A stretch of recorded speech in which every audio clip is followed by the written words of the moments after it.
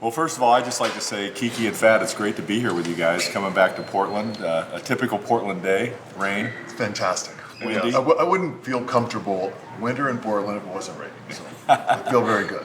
And the other thing about it, we sit here and we look at the backdrop and we can see the old Coliseum in it. So that brings back a lot of memories, and it's great to be back here. Yeah. It's a lot of fun memories. Yeah. From the start, for you guys, it's just been my old hand, but for me, this is where I got started, so it's like tough, and it's always good to come back.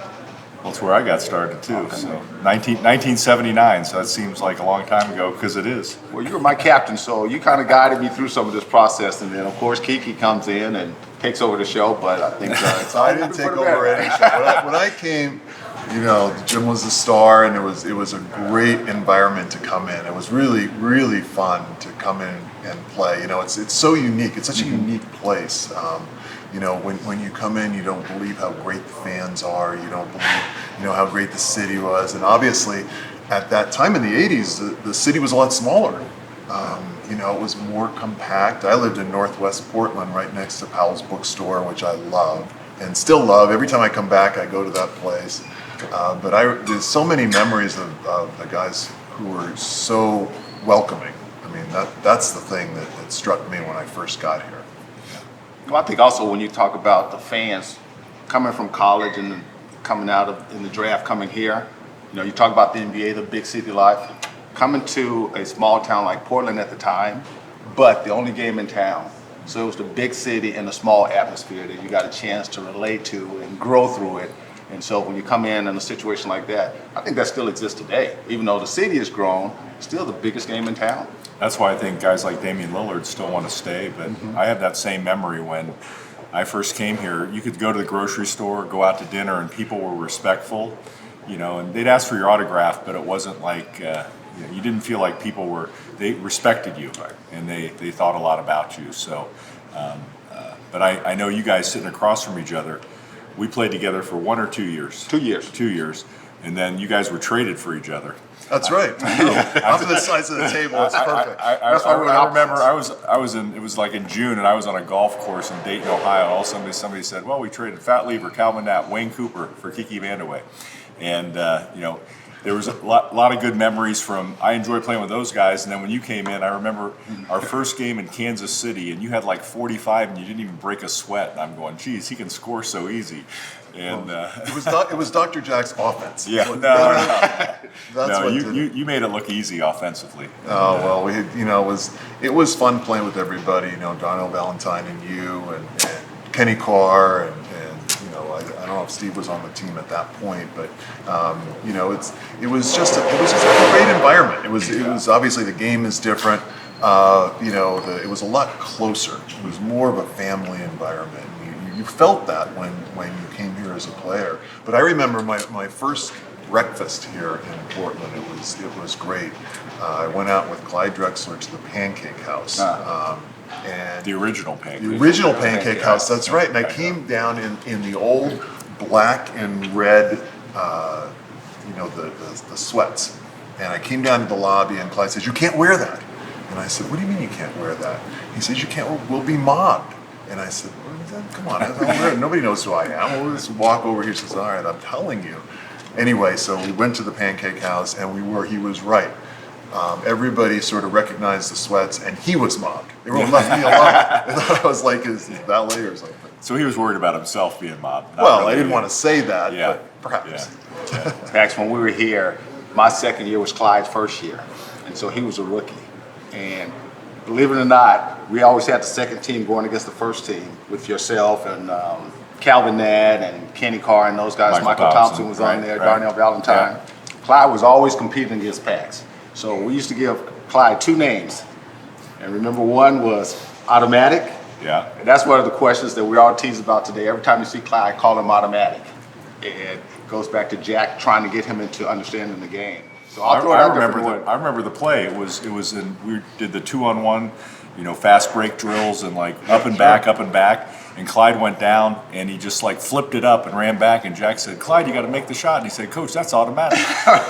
So Michael Thompson was the one that came up with all the nicknames, and it came up last night in our conversation. Literally, he was hurt that year I came, And he was on the training table, and I walked in, and he just said, "Hey, big guard, how you doing?" And like all of a sudden, I was called by that group that I played with till you kind of came up. They always called me big guard as long as Michael was there, and now I wouldn't be a big guard anymore. They're all Man, Michael's always come up with nicknames, always talking. As a matter of fact, he's still talking. Well, he's doing the Did he radio. have a nickname for you? Probably it had slow in front of it, whatever it was, I'm sure. Well, mine started off with Calvin and Michael both. So they ended up calling me Pee Wee. Been one of the smaller guys in, back and forth. So that's when Michael, he had a restaurant here too at some point in time. And we were talking about it last night. And I can remember Victoria Stations. Yeah, Victoria So Station. he'd always have the rookies over there all the time. And we'd go over there and Michael would be entertaining. And it was always free food for us too. So we always went there no matter what. I have a question for you guys, both. So when you guys first got here, what did you expect from Jack Ramsey? Well, for me, I don't know what I expected. I just knew he had a great reputation. They came off winning the championship 2 years before. I knew they had a deep team, and I was just worried how I was going to get in the game. But the biggest thing with Jack was that as big a competitor as he was, and he took losing really hard, but the next day when you got on the bus, he always had a smile on his face, and we're going to go to work today. And he was always very positive. And I just remember my rookie year, I had a terrible year my rookie year. I didn't play very well when I did get to play, and we had traded Maurice Lucas to New Jersey for Calvin Nat. And Jack, we ended up in a cab ride together when we were after the All-Star break in Kansas City from the airport to the hotel. And he said, New Jersey really wanted you in that trade, but he goes, I know you're going to be a good player someday. So, he was a motivator. He was positive. He thought he could make anybody into a good player, and he did a good job with that. It's funny because I would ask both of you your best memory of Dr. Jack. My best memory of him, first of all, my impression of him, like you, was a little bit different because he always wore these like plaid blazers and these shirts that were open like this, and it was saying, "Whoa, this is a throwback." But anyway, so I was a pretty good shooter and a decent scorer, and I can remember my first practice. I was shooting around, fooling around, and Jack says, "Shooting all wrong." And I said, "What are you talking about?" He says, "Well, your right foot is turned in. It can't be turned in. It's got to be facing it. Now try it this way." But and then you tell him you're a pigeon-toed? I was pigeon-toed. I said, I can't really do it that way. He says, well, no, all good shooters shoot this way. Here's the way you got to shoot. And then what I really remember is I used to swim when I was younger, so I was a good swimmer. And Dr. Jack, if you remember, used to swim after practice when we used to practice up in Vancouver. So he was swimming, and then he said, and he saw me swimming afterward. He says, you're swimming all wrong. I'm telling you. Here's where you got to put your hand in. But he was always teaching something, which was great. So I'm going to throw it. I'll let Pax close on his best memory, but I'm going to throw it right to you, Pat. Well, I have probably a few of them that we all do, but I think one was when I first got here. We were playing my first exhibition game up in Pullman, Washington, and Fred Brown was just killing me, scoring whenever he wanted to. From the corner. Everywhere he did. So Jack tells me, he says, you missed a lot of training camp, so the first thing I would recommend to you is get a video recorder so you can watch the tapes of the games. And we talked about this last night, so that was one. But then the second one, like Pac said, he was always competitive. And if we lost bad the night before, walking through the airports, because we had to walk through the airports during that time, that's right. Jack would either walk 20 feet in front of you or 20 feet behind you, so he couldn't talk to you. And then once you got on the plane, if you were sitting there doing something wrong, he was like, I wouldn't do that if I was you, as he walked by. But I'll always say that Jack taught me how to play the game of basketball in the NBA. And that's where the fundamentals came from as far as high school, college coming up. But then here, he's always teaching the game. My impression was twofold, like I shared, that he believed in me and that helped my game a lot. But I remember rookie year, there was only 11 players on a roster. And so we flew first class, which was great, commercial, but there were only 12 seats and I was the only rookie. So I had to sit next to Jack every time. And Jack would always say, Pax, lean your chair back a little bit so we don't have to, and do it with me. And then I'd try to sleep the whole time so we wouldn't talk. Because that was my rookie year when I didn't play very well. And to tell me, he wanted to teach me, but I did learn a lot from him. And I played for him for 7 years. So I feel very fortunate for that. Yeah, you learn a lot from him. But, bringing that up, I just want to say, because we're all involved in basketball now, played in one era, and now it's a different era.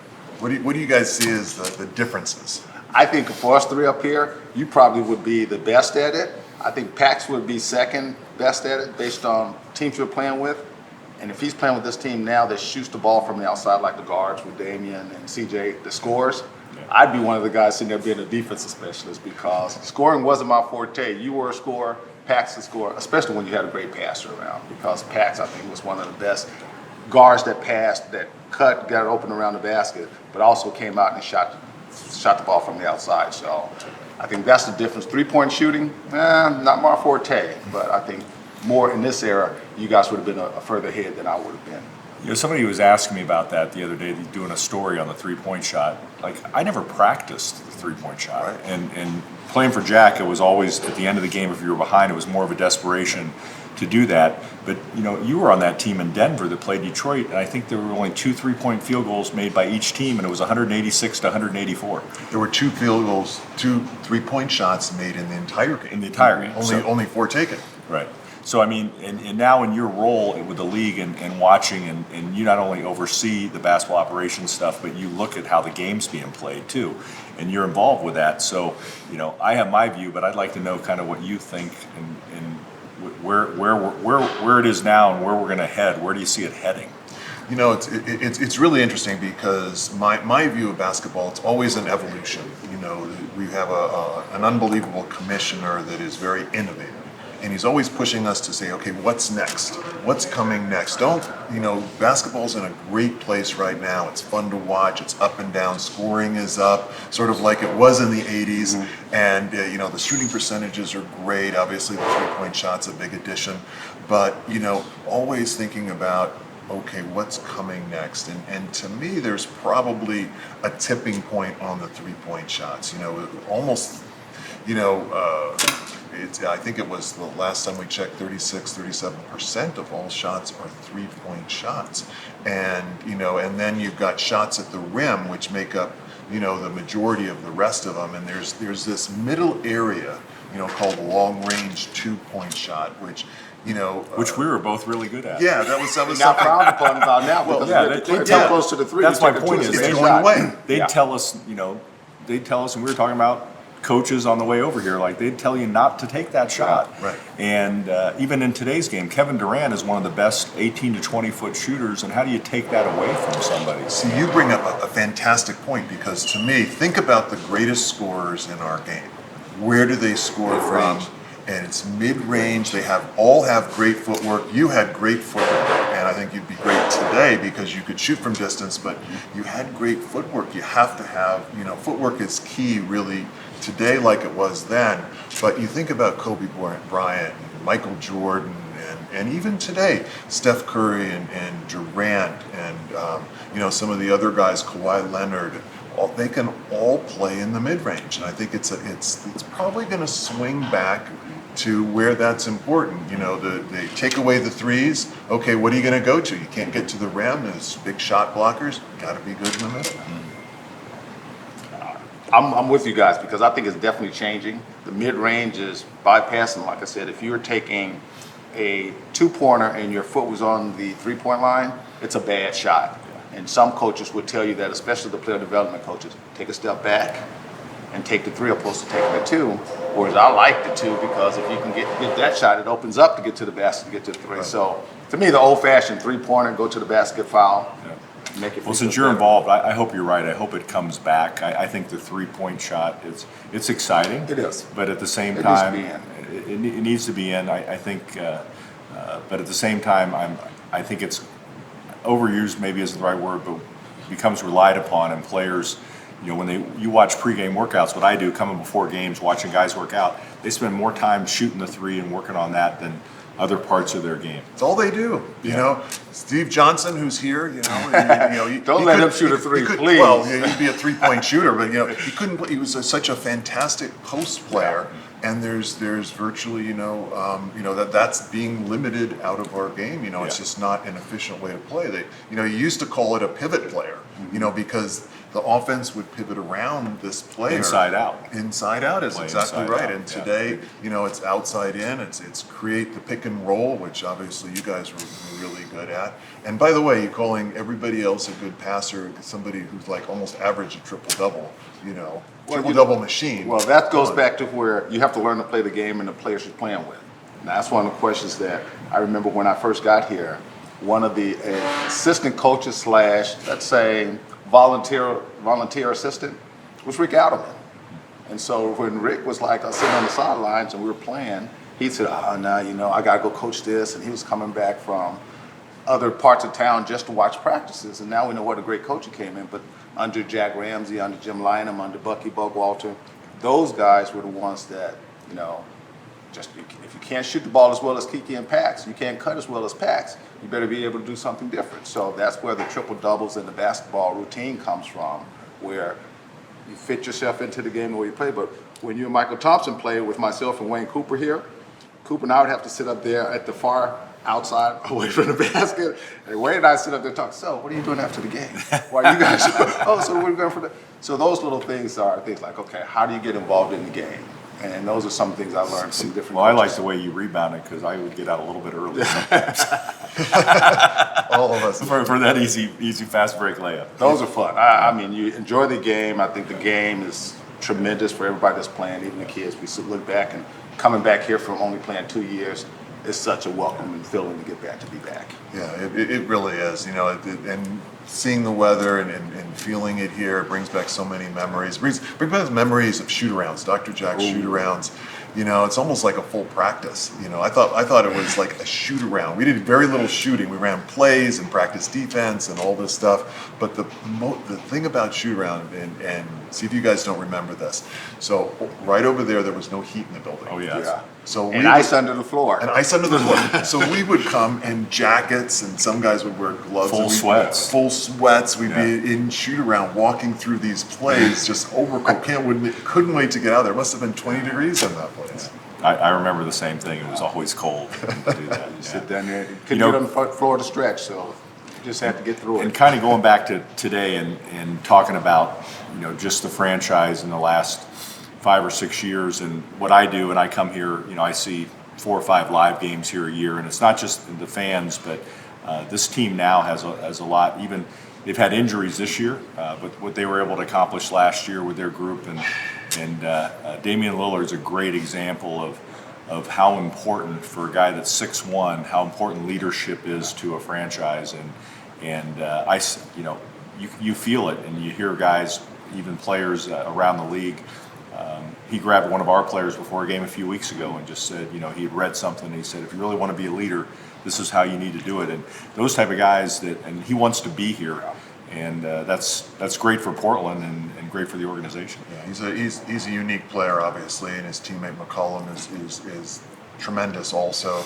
I think that this is going to be a team to be reckoned with. And, this year they've matured. They're playing better. Great coach in Terry Stotts and great general manager in Neil Olshey. But once they get healthy and then play together for a little while, I think this is going to be a really interesting team down the stretch. I really do. Well, I think you bring back the leadership position. When you talk about 2 guards that's leading the team, and CJ and also Damian, when you got 2 guards from the perimeter leading, that's great because your scoring is up.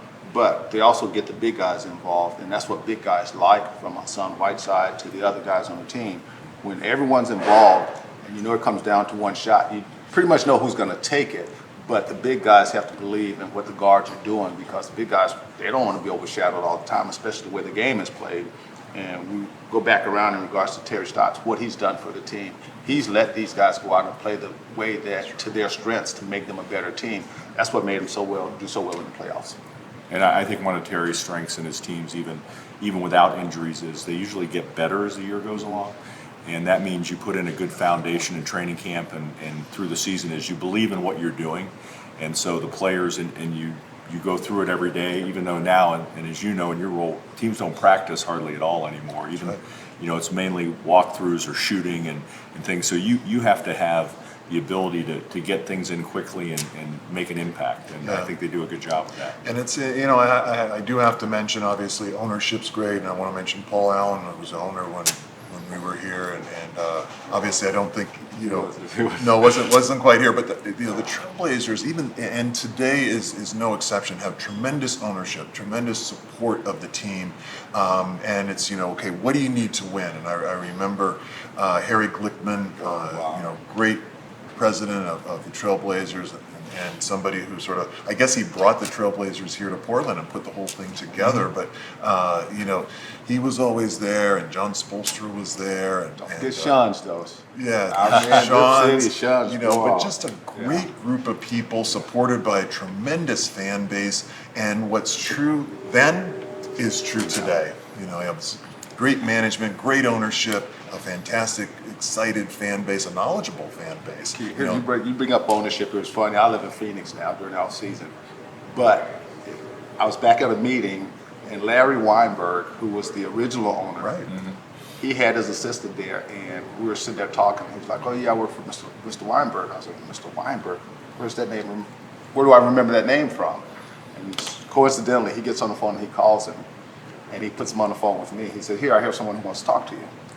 And I'm like, "Wait a minute." I said, "I only talk to you when I have problems." So I said, "Well, Big Fred's not here, who was my agent at the time." I said, "Fred's the one who usually talks to you about these problems." So he gets on the phone and he has such a great conversation and invites me back to LA whenever I was in town and stuff like that. So all those things go back to say Harry Glickman and all of the Bill Shawnee and all these guys that some are still around. Mr. Weinberg's passed away, but at the same time, those things, along with the fans, Kitty, the Robinsons, the alumni group, they still reach out at different times, because whenever they see you, it's always good to hear back from them and hear some of those stories. Now, Sean's was funny in that we used to joke that if you weren't playing well, he wouldn't talk to you like when you were traveling on the plane. And if you had a good game, he'd say hello to you. And that wasn't always true, but we used to joke about that a little bit. It's such a fan. I mean, he just loved the Trailblazers. You have to make your free throws. You have to make your free throws, and still does today. And he was right when he said the NBA, it's fantastic. Yeah. See.